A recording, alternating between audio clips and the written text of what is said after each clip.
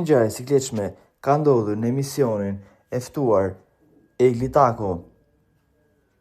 Në studion Shqipëria Live, ish banorja Big Brother VIP 4, Egli Tako, ka ndarë detaje nga jeta e saj personale dhe profesionale pas daljes nga shtëpia më e famshme në Shqipëri.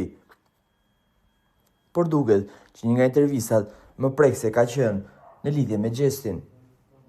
Të gjithë e dim historinë e tmerrshme të Gjestit, pas fitorit së Big Brother VIP 4, një nga momentet e tij më të lumtura, lidhja me Eglin, ai pësoi një nga dhimbjet më të mëdha të jetës, e cila vështirë të kalohet ose ndoshta do të jetosh gjithë jetën me këtë dhimbje.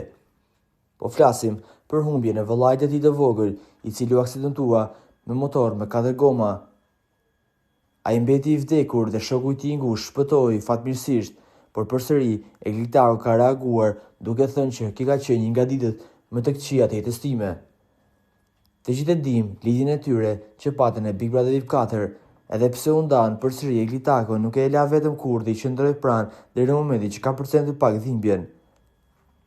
Pas rikthimit të tij në muzikë, Egli Tako ndihet e detyrueshme të fliste për fansat, duke folur për varrimin dhe ngjarjen e rëndë që ndodhi aty. Në atë pjesë, Egli Tako u shpreh se nuk kam dëshirë të flas shumë për të ngjarje, veç të them që atë ditë ka vdekur njerëzimi. Një nga ngjarjet më të shëmtuara që ka pasur ndonjëherë media shqiptare.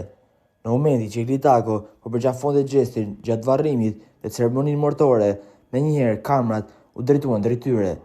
Çdo person i cili kishte ardhur për të respektuar të vdekurin ose të paktën të dërgonte lamtëmirën e fundit, ngriti telefona për të filmuar përqafimin mes tyre, duke cilësuar si një nga gjestet më të shëmtuara dhe më të djegura për famë. Normalisht Egli Tako duket që ndjen akoma për Gjestin. Po ju çfarë mendimi keni për këtë ngjarje? Komentoni mendimin tuaj dhe mos harroni të shtypni butonin subscribe për të mos humbur asnjë video të re të kanalit ton. Ju faleminderit.